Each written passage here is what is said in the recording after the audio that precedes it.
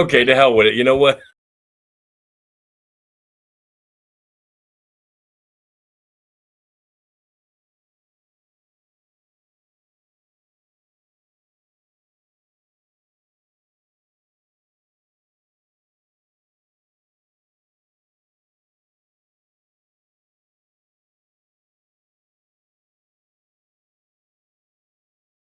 All right, there we go. It's acting weird. I don't know. All right. Hi, everybody. Welcome to episode 54 of Step Into the Paranormal.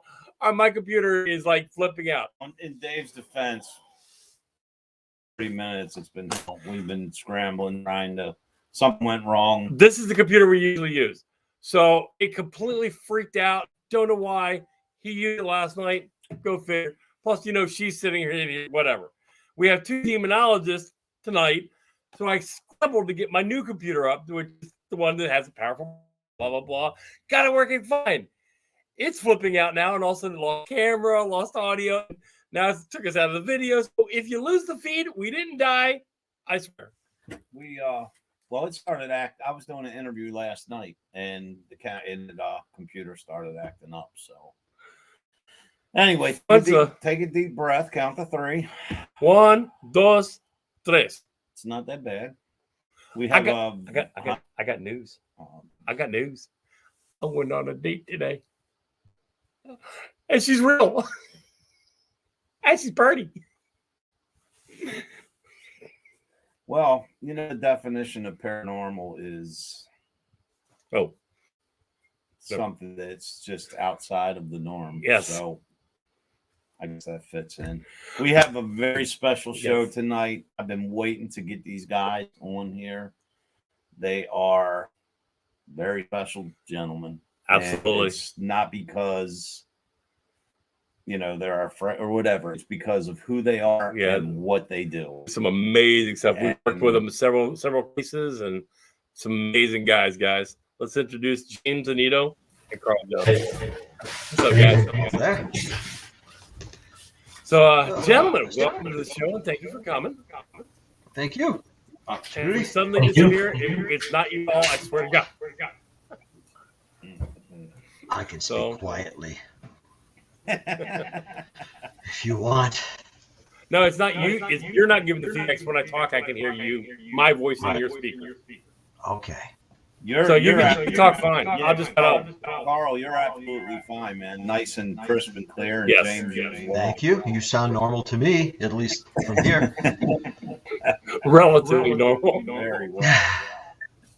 Well, I guess to kick this all off, I mean, I know who you guys are, and we're very close with James. We haven't had the pleasure yet of actually working with Carl, but I'm very well aware of who Carl is. So, James, why don't we, if you don't mind, my friend, why don't we start with you and just give everybody that's watching or listening just a quick rundown of exactly who you are and what it is that you do. Yeah, so my name is James Annitto. As I clearly said it, and you guys are great friends. I love you guys both. Good to be back on. So I'm a paranormal investigator that's been involved with it for 16 years, since the early age of 15 years old.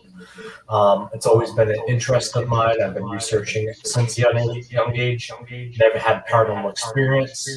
I had traumatic experience as a child that is well documented within my life that I dealt with.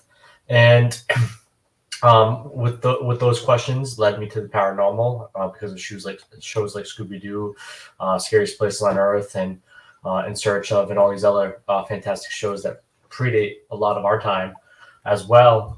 And of course, like Charles Dickens and his writings and his literature. And so basically that all kind of came together, and I got involved into the field of demonology and ministry work.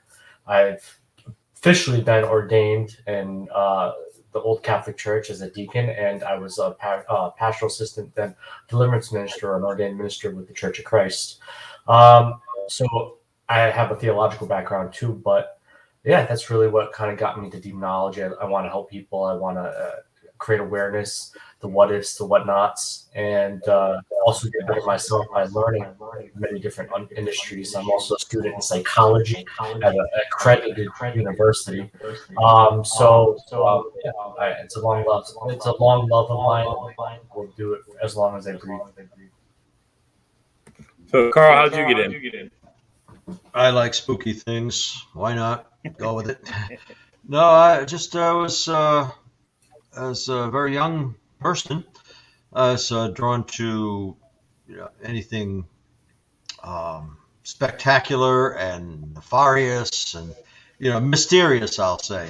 I was raised in a haunted house. Most days were business as usual, but we did have some paranormal activity going on there, so that was absolutely fascinating and somewhat scary at times. And my younger sister, and I used to play on a spirit board. And of course, that was when we got the answers. That was even more riveting and all that. And the paranormal activity seemed to upstep, and we were getting like tremendous poundings on the roof of the house, no tree branches over the house, and seeing the spirit form of a woman in the house. So, and my brother and sister and I experienced these things, not all at the same time, but sometimes we know things were going on. So naturally, I started reading about hauntings and the supernatural. In fact, that was one of my early readings was Hill and Williams' The Supernatural. And I remember when I was 11 years old, I read Kraft Ebbing's Psychopathia Sexualis, which dealt with a lot of serial killers, and just always interested. Not so much the dark. I say dark for lack of a better term. Things that were mysterious. And I wanted to get into paranormal investigating and didn't really have an outlet for it except on my own, my brother and I. Then I went to a lecture staged at Rhode Island College in Providence. And this was back in 1972. And the two speakers were Ed and Lorraine Warren. Amazing. Whom I heard a little bit about. They weren't quite as famous as they are now. Yeah. Maybe a little. Yeah, they were, and they gave such a nice presentation. I remember saying, "That's what I want to be when I grow up." And I got to know Ed and Lorraine Warren. Actually, Ed was doing some audience participation. Asking that raise our hands, and we've had this or that experience. And he actually called me up on stage, and I became part of the lecture. So I was invited to join a group based at the college called Pyro. Parapsychological Investigatory and Research Organization. Then we started investigating, and one of our early cases was actually that house on Rontop Road in Harrisville called the Conjuring House. Mm-hmm. Now James didn't come with me on that one. I missed him being there, but one impediment was not having been born at the time. So it's that's understandable why he couldn't have joined me. But James has been there many times since those early days. So that's basically how I became involved in it. I was always interested in exploring and coming up with theories, trying to say, not just that there are ghosts, and we see them sometimes, and we have evidence of them. What are they? What makes these things, these replicas of living people, if that's what they are? Right. Absolutely. So, I've been pursuing it ever since. Now I can, from our standpoint, we met James when Dave and I we left our team and formed Paranormal Inc. in 2017. And the very first time we met James in person was at a Paracon that we were all in. And with my fascination with what James was doing in the field, I can relate to you, Carl, because I first familiarized myself with you in, I believe it was 2006, when like everyone else in the world started watching Ghost Hunters. Yes. And having a background in religion, which led me to today's paranormal, it was such like a breath of fresh air when the TV on and I would see someone doing this from more or less like a religious standpoint and actually offering help. So then when we met James, I was like, oh man, this is what he does. I mean, that was just like mind blowing to us because, not too many of when this started coming mainstream, did you see where people were actually out there viewing it from just a a spooky standpoint and, oh, this is scary. And, you know, it was actually some faith-based answers being offered. And that's exactly how we view it. So that was like right up our alley when we came to know who you guys were.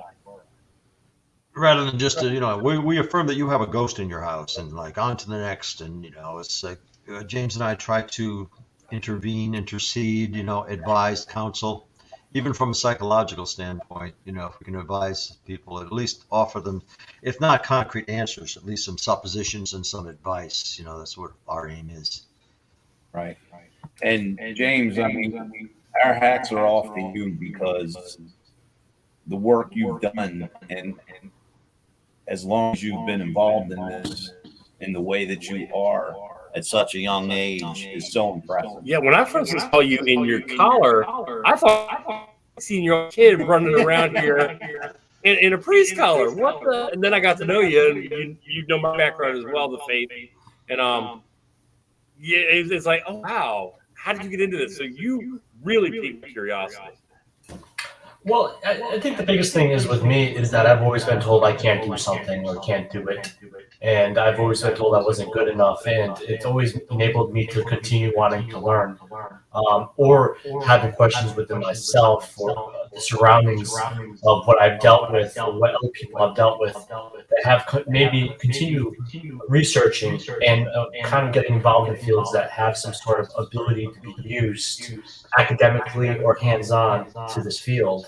I'm very multifaceted. I've been in school for computer science. I have a degree within that. I went ordained to ministries. Like I try to see things that I can adapt to this field. Like by my career, I'm an HVAC guy. I'm a project manager and estimator now. I've worked my way up from being a laborer, but still I've accumulated that knowledge how construction, the constructs of buildings can be affected or be a piece of the puzzle of why things are going on. I love knowledge, and I think why I love science so much. Good science is about continuously asking questions, and if you find an answer, ask more questions on that answer. And that's just how I am, and I'm always going to be like that because I don't always think that one thing is good enough. This is for Carl. I have to ask you this, Carl, because no matter who we have on the show, whether they're what you do or a psychic medium or an investigator, I know the years you got into this, and that's impressive by itself. Absolutely. But if you were to sit down and just think about what you do, is there any one particular case automatically pops in your mind that's always at the top of the list that you helped on, as far as the demonology side or that you investigated? Well, there are a few. I'm not sure which one I should center in on, but I suppose what first comes to mind, as far as being able to successfully help or guide people, make a difference in their lives, at least somewhat temporarily, would be the case way back and very early in my studies and my career as a demonologist. It would go back to the situation in Providence, Rhode Island, that turned out to be a case of full-blown demonic possession. And I've encountered several since then. But I think I really intervened and made a difference for them because I was the one who stood my ground when everybody else was running out or running around. And I don't think what I did was so much heroic. I just didn't know what else to do except to stand up to this situation.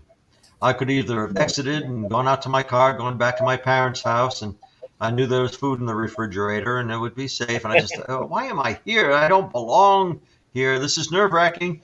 But another part of me said, if I run out now, if I leave, it's not going to inspire any confidence in the people I'm trying to help. And I may never be able to go back into such a situation. And I'm sure James relates to this as well. So I stood it out, not knowing what I was doing, but kind of making it up as I went along.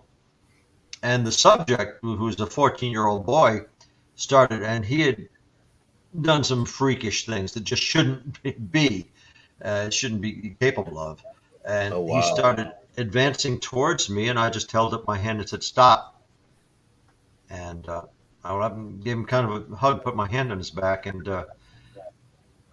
he was better. It's better after that. But that one stands out. It's a long story. I might have to take the whole show up talking about that. But yeah, that one would be it. And that goes back to 1980 in Providence, Rhode Island. Let me ask you, Carl, did being a man of religion, did religion lead you into the paranormal, or was it vice versa, where being interested in the paranormal led you into the religious side of it? Well, I think I would have been, regardless of religious faith, I think I would have pursued that anyway. And Right. my faith is not, I wouldn't call it a strong one, really. Mhm. I keep returning to faith, but, that wasn't my motivator. That, I must, Right. in the name of God, go out and help people. But of course, prayer has been called into me, what I do. And in fact, every intervention, it is incorporated prayer. But just because you don't know how something works or aren't too sure about its reality doesn't mean you don't invoke it sometimes. The sense Absolutely. the sense of a higher power. Right. I think And James, It is a cat, by the way. I noticed there's a shadow presence there. Yeah. I was gonna say play back your video afterwards. There's something there. Carmen noticed that. Yeah. It's black ectoplasm, guys. We're going to Lilydale. Back days of Lilydale over here. Yeah, she jumped up directly behind you at your 6th position. No. And James, I need to tell you, man, the next time you're going to be featured on one of the shows or like you were last week or 2 weeks ago, you got to give us a heads up, man. I didn't know you was going to be on Haunting, and I'm just happened to watch it. And I'm like, when they were building up, I was like, oh, I know who this is going to be. Yep. I know who this is going to be. And I texted Dave, and I was like, hey, turn this on. Yeah, It that was was on TV. Well, next time I will, but I try to keep it hush hush. It wasn't like I think Carl and a few slight people actually knew, but I really I don't promote that stuff. It's not like I know it's not. I'm not saying this negatively to anybody that does. It's just not my thing, and I was also nervous of how they would portray me because I've turned down so many roles, and that's honest to God's truth. I've turned so many things down because what we do, especially what Carl and I do, it could be masqueraded differently. And even the show was a little off the kilter than what exactly actually occurred. And that's nothing against Mary Jo, but I wish they said a lot of things that I actually said and what my advice was. But so that's why I really didn't say anything, because I was kind of a little nervous to see how it was portrayed. I think they did a good job. It was very scary. It was great. And A Haunting always does a great thing. The 11 seasons in, they do a hell of a good job to make a little horror pick. But it's not my gig, and it was great doing it. And the only reason I truly did it is because I wanted Caleb to see his dad on television. He always sees Carl on television. He always sees other friends he meets on television, and he's like, "Daddy, why never I see you?" Kind of how it's like. And I'm like, "Well, kid, I'll make it happen for you." And he watched it, and he was ecstatic, and that was enough pleasure to my ears. James, because of course, all of us will be in Rochester in a week and a half. Will your son be with? Yes, he will be. How does he like it? Coming to the Paracons and all that good stuff. Of course, he's imaginative, but I have to be stern with him to understand that, monsters do exist, but as long as you don't particulate on it, the monsters won't come into play. But he loves it. He loves the people. He loves going to old places. We went to one of the oldest theaters in Pennsylvania, Chambersburg, right? And he's been to Fort Mifflin. He loves exploring. He loves the oldness. He loves meeting new people, and so he loves it. And if he follows in my footsteps, great. If he doesn't, at least he had an interesting childhood that he'll always remember, and that's important to me. Yeah, definitely. That's one way to win. Yeah, that's cool. Yeah. We have We were supposed to be in Rochester the past 2 years, but every time it drew near, due to personal issues, Dave and I Yeah. had to bail. Been a rough couple of years for me. But I've come out through the tunnel, and no, I'm smelling pretty clean at the end of the tunnel too. So, But we're definitely looking forward to meeting Carl in person. Absolutely. If I have too many As questions for you, Carl, once we get there, just tell me to get the hell away from you. So it's going I to do that all the time. it's We'll gonna, have, but we'll have a good time with it. if you're able to just chat about it, what was the experience when you was on Ghost Hunters? Since, in my opinion, that was the show that kind of brought Started everything mainstream, to the public. Yeah, it was hectic. It was interesting. You know, it was frustrating. I don't know. I wasn't boring, but it was because we would have professional disagreements, about how things should be, how the case should be conducted, because the television show did change things. Because TAPS, the Atlantic Paranormal Society, previously was grassroots. Go out and investigate in the cemetery, go out to explore this person's haunted house in Maine. And the television show became all about the production. The television show swallowed up our original modus. Right. It was interesting. It's kind of fun to be interviewing. Well, let's just say it's a departure to be interviewing a client, somebody with a paranormally based problem, and you're talking to them, and they're not really there in the chair. You're talking to an empty chair, and it's got to be foleyed in or edited in later. And that's those kind of production things are funny. But Right. And I think it's more interesting what goes on behind the scenes than what happens in front of the camera.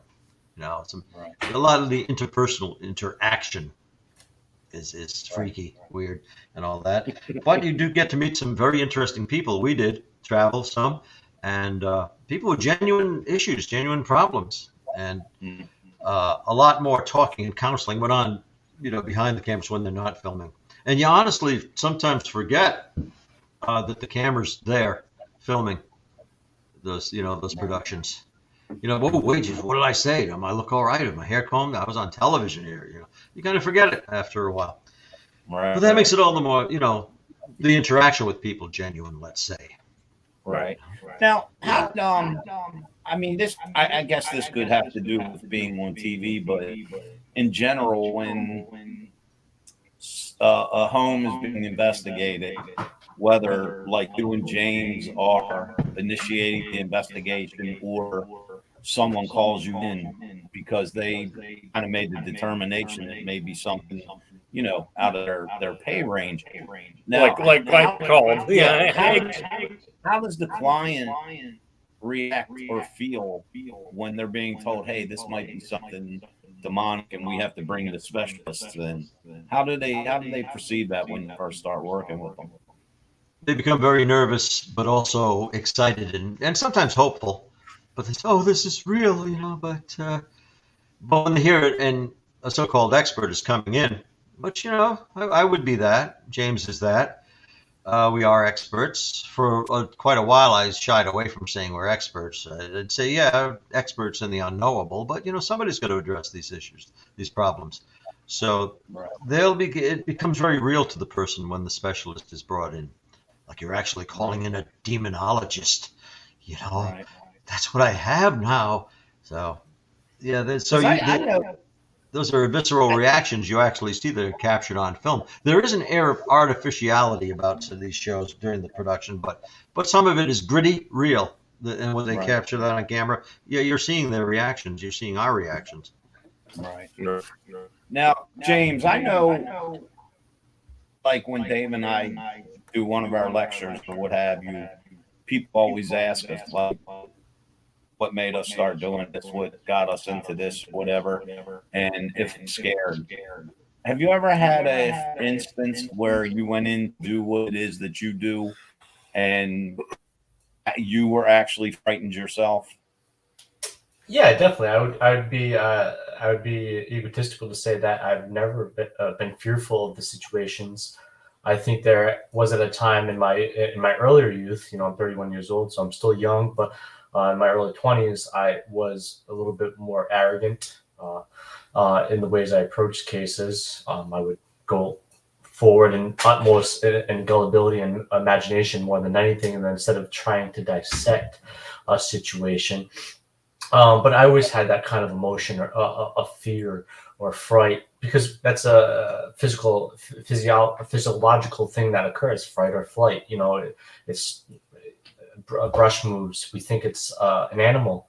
So of course, when you're going into a situation, you've only maybe spoken to that person vocally, visually. Now, of course, with technology, you only have a little bit of the story, their living arrangements and how they are. So I think you always go into a location with some sort of speculation, fear of what could occur.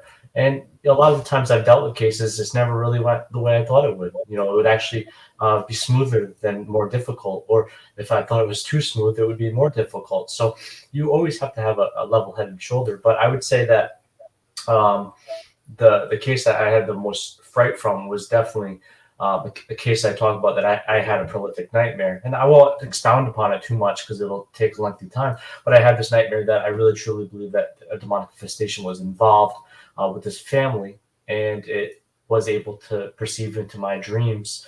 And I killed the family in my nightmare, and everything I saw in my nightmare, to the home, to the people that I had never saw firsthand, appeared in that nightmare and was real in real life. And the reality of the nature, when I got there, the people were the same, the house was the same.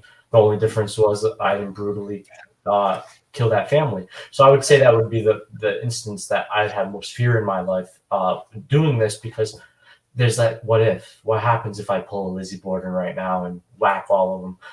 Like there'd be a different communication right now. I might be in prison, and you might be talking about James Annitto, the guy that went there to get rid of demons but killed the whole family. But that didn't happen, and you play that in your head. And I still think about it to this day, whoa, it was a life-altering situation in my life, because it showed me for the first time these things can penetrate yourself being, and change your reality in the confines of your brain and your mind and the way you think and your consciousness. So, yeah, that was definitely daunting. Right. Now, Carl, for those that are watching now or will be tuning in later, through all the work you've done, I mean, there's so many ways the demon can get in or take over or what have you. What if you had to narrow the field down a little bit? What is the cause when investigating it from a demonic side that you see has, I guess you could say, brought the demon forth or started this possession? Do you come across where it's kind of like the same thing again and again that's causing these happenings, or is it just a vast variety of reasons? Oh, both actually, because if I had to note a common factor, it's when the demonic presence. I wish we could say something else than demon, like influence and anything, but nothing. None of the nomenclature really suffices. These things. When it feels cornered and threatened, when it's going to be challenged, when it's which actually reveals it. I'm surprised they aren't more subtle, but Right. I guess sometimes they are. But when this entity feels threatened, feels like it's going to be challenged, feels like it might be driven out, that's when things get chaotic. That's when it tends to reveal itself. It's almost like it's being trapped in a fire, and it's Right. writhing. It doesn't want to be revealed, but it has to. When It's we're in trying to panic get it out mode when of it the has to burst. leave. Yeah, that's when something might fly across the room, or the picture might invert itself, or the chair might move backwards, sometimes with the person in it. And I've seen poltergeist activity too, which is absolutely fascinating. And sometimes I refer to a demon as a poltergeist with a really lousy attitude. Right. And Now, it's when it feels threatened. That's when it starts to ride. That's when you notice more overt paranormal activity. Carl, you or James couldn't answer this, but you come across a lot that people decline actually make this these actions happen and unknowingly invite things in. You know, they may think they're investigating paranormal or just out having a good time. Perfect case that we brought you guys in. And actually bring the demon in, you know, not knowing they did it. Do you guys come across that a lot? Yeah, I have. I wouldn't say a lot, but it has happened enough times. I Right. remember it, but where the demon is like and I'll say demon because what else am I going to say? It's like a random bullet that's ricocheting. It goes for a target. If it can't infiltrate somebody's mind and thoughts, it'll move over to the other one, even if that person is one of the paranormal investigating team. And I've seen that happen. A case that I was just on the fringe of getting to know, James Annitto. He was almost involved in that case. It was just the timing by a few months. He was not. And this case took place in Orange, Massachusetts, and back in 2010. And this entity, you know, the lead investigator was trying to be very heroic and take it upon himself, you know, the co-founder of the team. And it did. It accepted his invitation and went into him in the ways that he didn't expect. So some days it'll go around or it'll hit somebody else. I'll notice someone, all of a sudden, one of the investigative team is starting to get woozy. They look like they're going under or something. Suddenly they're erratic and it's in them. And we'll go to another person looking for a refuge, moving back and forth. And I want to say that James's testimony about that vivid and disturbing dream he had, I think that was kind of a rite of passage for James. I think that was the time where he had to confront, can I do this? You know, this is real stuff I'm dealing with. You know, can I confront it? Can I be strong enough and detached enough to combat these forces? And I think that was a pivotal time for him when he overcame that. Right. Yeah, that makes a lot of sense. Yeah, you see what I'm saying there? Because he could have been victimized totally. He could have said, this is not for me, I'm not going to do it anymore. But that's not what happened. Wow. It's just, I find this whole topic, I mean, I know I'm usually real chatty all over the place, but this topic is just so interesting to me because, you know, if I've said it once, I've said it a million times. My interest in the paranormal started as such a young child. Yes. Going to Catholic school, and we hear all these stories of it was either an angel, a demon, or a ghost. You know what I mean? That back 40, almost 50 years ago, that's all we really knew at the time as children was, you know, something bad was caused by a demon, something good was probably an angel, or we just had a ghost. And I would hear these stories that priests would tell us about demonic possession. And, you know, it was shortly after like the whole craze swept the world. It was so, I always viewed any type of clergy or anyone that was involved in demonology or exorcisms, they were, to me, like, I'm big into superhero, but they were kind of like superheroes to me, like, oh shoot, the priests are coming in, or the demonologists are coming in. This is about to get real, you know. So when I actually saw this, like I said, when I was introduced to Carl from watching Ghost Hunters, it took it to the next level for me because I'm like, I know these guys are going to come in and they're going to take like care a of kid in a business. cage. Yeah, I mean, you know, some people that, you know, I mean, I don't have a fascination with demons or anything, but I just love that aspect of the field of when people come in and just provide that. It's a departure. You know, it's something different you don't normally see. And I will say another common factor is that always that time, I don't know if James will concur with this, but that time of feeling isolated, there's always a time when it's a heavy entity, you know, subject, something threatening. It's always that time where I feel I'm alone in this. You know, I feel alone. Why am I doing this? It's very, it's unsettling in here. I don't really want to be here, going through the motions. I don't know what's going to happen. I'm apprehensive about what's going to occur. What could transpire. How do you guys know, like when you're in a case and you have cleared the person or the land or the residence or what have you of the bad stuff. How do you know? At what point do you know it's gone for real? That it's not trying to be a trickster and wait for you to leave, going to flare up twice as bad. James, what would you say about Yeah, I think it's an environmental thing. I think it's as close to nurture as possible. I think Carl and I and the other people that are involved in exorcisms or demonology, you call us superheroes, but I think we have a different dichotomy. I think we have a different buildup of who we are. We're able to process those emotions that come to us a lot faster and handle them a little bit more professionally than maybe somebody else would. So if a situation at hand comes to us, we're able to kind of trench forward with our grit that we've kind of encountered in our lives. And so a lot of us have either gone through a traumatic experience, but yeah, no. So I totally lost my subject on that point, but yeah, no, I definitely think it's definitely a different buildup of who you are, of the individual you are.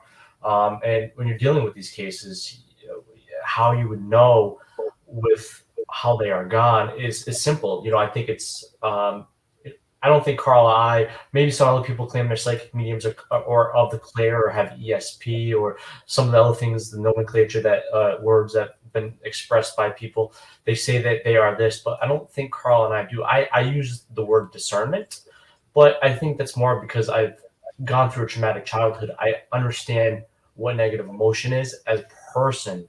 And I feel that like I went and I'm able to understand, okay, I'm going into this environment. I feel something off. Like, okay, I can tell by how an individual speaks to somebody that they're negative towards each other, that there's uprift, there's fighting, or there's these situations going at hand. So when that environment, the barometric pressure changes, like all certain scientific things that could occur in atmosphere, that if there's heightened emotion, when you start to feel that and your body becomes more peaceful, that the people around you become more peaceful, I think that's a good point to look at when towards if something is gone or not. And of course, that could be just a facade. It could be gone for a day. It could be gone for a week. And then when you leave and they don't follow the advice that you give them, then it could, of course, assert itself back again.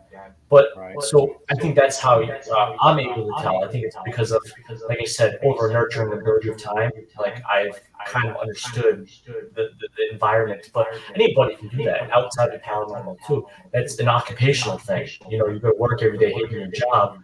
You're going to put that out. You're going to have the grim face. You're going to know that you hate your job. It's going to be apparent. It's going to be shown like a billboard. So I think it's in the same essence how we kind of detect or understand there could be a relievance of what we're dealing with at that point in time. Now, exactly how you just explained it makes absolute sense. Is that go along with if someone's claiming, say they would call Dave and say, hey, man, we have some paranormal activity going on. Could you check it out? How does the determination, as far as you all, to where this might just be it's something more than a spirit or someone trying that it's teetering on the fence where it might be more along the demonic side? Is there certain, for people watching, is there certain indications or signs or anything like that to where they may need to seek help from someone like you and Carl? Yes, I think it's instinctual that at a certain point you know what to feel, you know what to look for, and something in you don't want to come out and say, we think you have a demon, we think you have something inhuman. You want to wait for more confirmation. But that process is going because we've trained ourselves to look for certain things, certain criteria, and when it starts to actually feel darker in the room and the light is dimming, you wonder about, is it a trick of my eyes, or could it be something that's a little warning sign? And then we go into that drive we have that it becomes instinctual. You've got to do this, you've got to do that. You don't want to come out and say it, but you're starting to suspect it's something darker and heavier, and you start to look for signs, and it will give signs. Yeah, if it is inhuman, And again, we have to revert to the basic terms. If it's something inhuman, then it's going to reveal itself as such, and it won't take long, especially if you're there to challenge it. The spirit, the demon, whatever, knows why we're there. It's got a sense of that, and it starts before you even start any confrontation. It's confronting us at that point. And James and I, we were working together, and that we would look at each other, we kind of with an acknowledgement, but we rarely get the chance to work together in that capacity. Sometimes we have and will. Then you start taking the measures, and you start talking to the person that's the target of that demon, and you start asking them certain questions without saying I'm asking the demon these questions. I'm trying to, verify that you've got a demonic haunt. You start asking certain questions of them. Like, how do you feel now? Like, are you at ease? Are you at peace? And they'll react. The subject will react if it's got that agitation in it, if it's the target of the demon. Now, do you guys use anything other than religious artifacts, Holy Bible, holy water, crosses, etc.? Do you use any type of scientific devices? Recording, detecting devices, anything that's going to measure it, barometric pressure, radiation, the standard EMF, but they're notoriously unreliable, but they will detect some spikes in the atmosphere if there's electric discharge. So things like that, and certainly an audio recorder. We want that. That's probably the most valuable tool. Yeah, and videography too. If all you've got is an EMF detector, a K2, use it. What would you say? What's essential? A K2 is not a ghost hunting device. A K2 is an electrician's tool. James, you know that as well. It's made to detect electrical output and electrical fields around. Of course, yeah. Even like Carl noted, basic EMF meters are for not a constant application. A person emits electricity. We let off static electricity if there's a room that's 90 degrees, 60 degrees, 70 degrees, and we come in at usually our 98, 99 degrees. You create a static electricity buildup because there's a temperature change. Anytime there's temperature change, static electricity builds up. So if you have that EMF meter at a constant reading, you're going to get false positives. Anytime an electrician, which is most of the people that use EMF meters professionally and scientifically, of course, HVAC technicians too with line voltage or low voltage, it's a pitter pattern reads. You go up to an outlet, see if it's live, then you turn off the EMF meter. If it doesn't have a constant anymore, okay, there's no signal or there's no power going to this outlet. So a lot of the applications we use are, like Carl said, audio. I think still can be, of course, misconstrued and lead you down the wrong path. But I think if you use video, audio, and of course the shared experiences people have, I felt this and you felt that, but it's not contrived. It's not talked about openly, but you both have different notes, and you're like, oh, okay. Because if you say it outwardly, you can change that person's reality instantaneously, and you might not even think that you did. But if you're writing notes and I heard this audibly, and then somebody else did, and you write it down, and then you come to an agreement. Oh, you heard that? We didn't talk about it, right? So there's ways that you can look at it, but we definitely try to go the scientific route. We try to collect data. I'm working on a case right now, and Carl knew I'd probably talk about it. I can't talk much about it. I actually will have things to show for it. I think this is one of the first cases where the client's been so open and allowing their story to be told. Some things are going on in this right now. And I jumped to the psychiatric route. I thought this person could be crazy, just of everything I heard. There's just been certain things that have been occurring that have been caught on video. Something that was caught on video today that will blow my mind if this is true.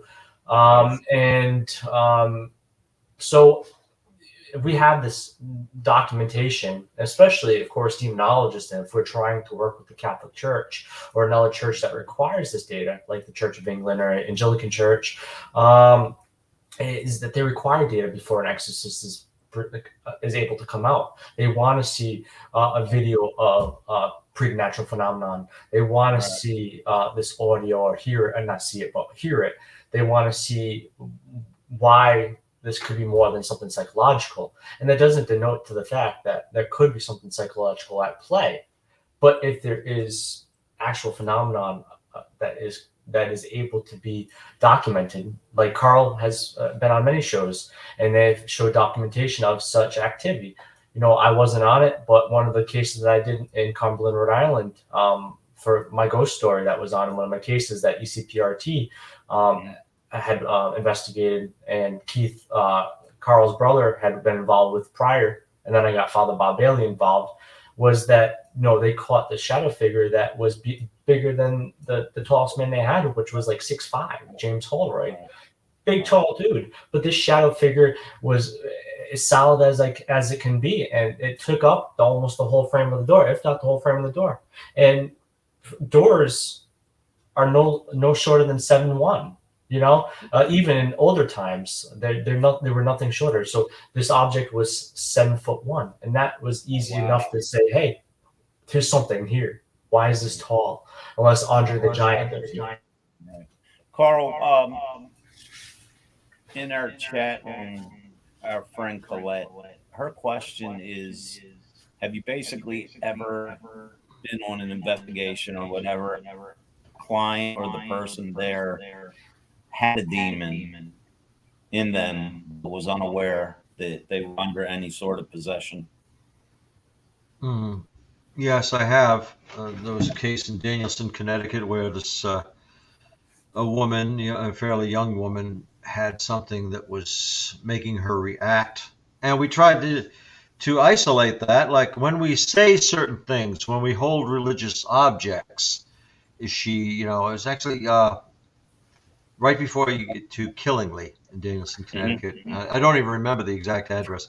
But when we happened to, like, I opened my briefcase and just, was setting things aside, but with a motive. I took out a cross, not a crucifix, but a cross that one would wear as a pendant. And she kind of shivered at that. And, but I don't think she was trying to impress us. I think that was a genuine gut reaction on her part. And she did not feel that she was possessed unless it was something subconscious. She didn't seem to acknowledge any beginnings of possession or oppression at that time. Yeah, there have been a few, but her situation seemed to be resolved because we were there and we talked to her about it without ever saying, I think you're possessed. We just prayed over her and kind of did an intercession right then, a deliverance. My brother was basically in charge of that. And yeah, there have been some times, but mostly they know something's up. Like a case in Edmond, Oklahoma that happened in 2010. The girl was starting to being taken over by a spirit, and she didn't want to acknowledge it. And as we conducted a more thorough investigation, we realized something was happening. Her mother said she'd be becoming distant, that she was staring vacantly, and she would react uncharacteristically to any kind of emotional upset. And so we determined that she was under possession. And then she did react as that. And that was a violent and minute-to-minute unpredictable situation. Right. How come this is a question for me? How come other certain exorcisms, or if you're clearing a house or whatever from something dark, how come some cases take longer than others? Is it the energy that demon has, or is it the person unknowingly is holding that demon there? There's a number of factors, wouldn't you say, James? Like, it's both, but it's more so with the eye of the beholder. To be honest with you, I definitely think.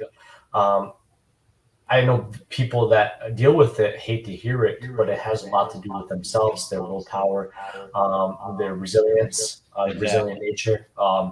Because what happens with a demonic entity, even in a negative circumstance, even in a negative person, they break you down little by little to get the joy of hurting you. And a demon, in the wording of it, its ability is to find, like Carl said, sometimes it's that bullet ricocheting and finding the target. It finds that person that it can adapt to, it can molest and manipulate. And if the person allows it to linger, and I know some people say, oh, well, I don't allow it, but they invoke into their fear and aren't forcibly motivated to overcome this. They're weakened from some trauma. So, the strength of the entity can be play a part, or the force, but it's mostly the person that keeps it. It's like we're the battery, in an inanimate object. Right. If the battery's gone, the toy doesn't operate unless it's paranormal and somehow moves because it's manipulated by a force. But that's very rare to see this in psychokinetic energy. Is very rare. It doesn't happen much. I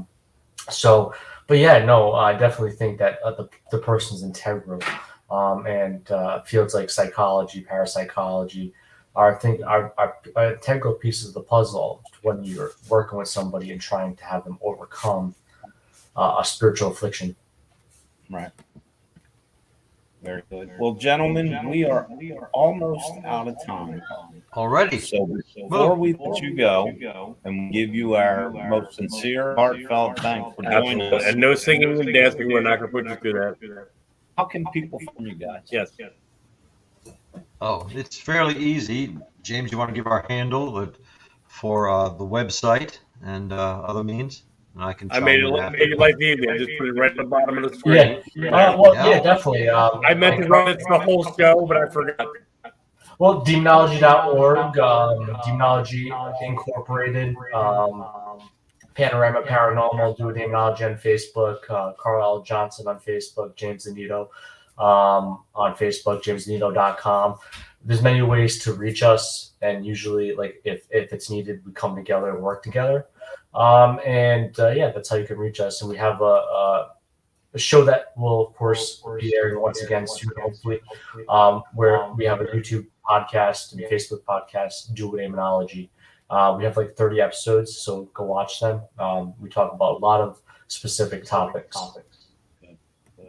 Nice. Gentlemen, we appreciate you being here. Thank you. It was lots an of love. Absolute honor, man. I am just so intrigued by what you do, and it's because of the field you're in and folk from back in the day before I knew you guys. It's what helped me go from just studying religion and spirituality and taking that step into the paranormal. So thank you for everything that you guys do. It's amazing. Absolutely. And we're looking forward to seeing you guys for a weekend and a week and a half in Rochester. We'll be there on the 24th, so not sure when you guys get there, but party's on him.